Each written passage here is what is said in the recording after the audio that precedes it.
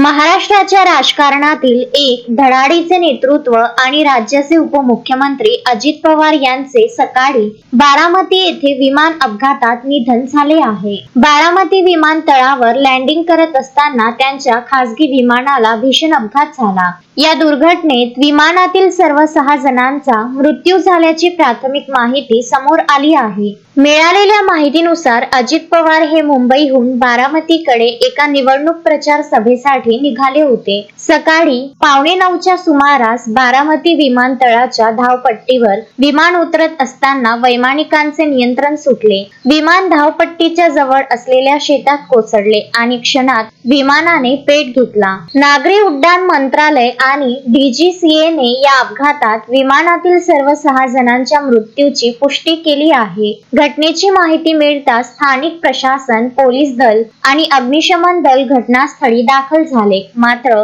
आगीची भीषणता इतकी मोठी होती की कोणालाही वाचवता आले नाही। DGCA कडून या प्रकरणाच्या उच्चस्तरीय चौकशीचे आदेश देण्यात आले असून तांत्रिक बिघाड की हवामानातील बदल याचा शोध घेतला जात आहे। अजित पवार यांच्या निधनाची बातमी समजताच बारामतीसह संपूर्ण महाराष्ट्रात शोककळा पसरली आहे। सर्व राजकीय पक्षांच्या नेत्यांनी या घटनेवर तीव्र दुःख व्यक्त केले आहे। बारामतीमधील सर्व नियोजित कार्यक्रम आणि सभा रद्द करण्यात आल्या असून परिसरात मोठी गर्दी जमा झाली आहे। शोएब खान, विदर्भ न्यूज, अमरावती।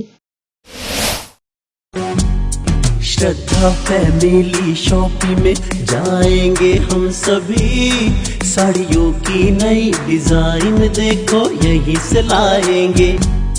श्रद्धा फैमिली शॉपिंग में जाएंगे हम सभी, लेडीज जेंट्स बच्चों की हर फैशन लाएंगे सभी।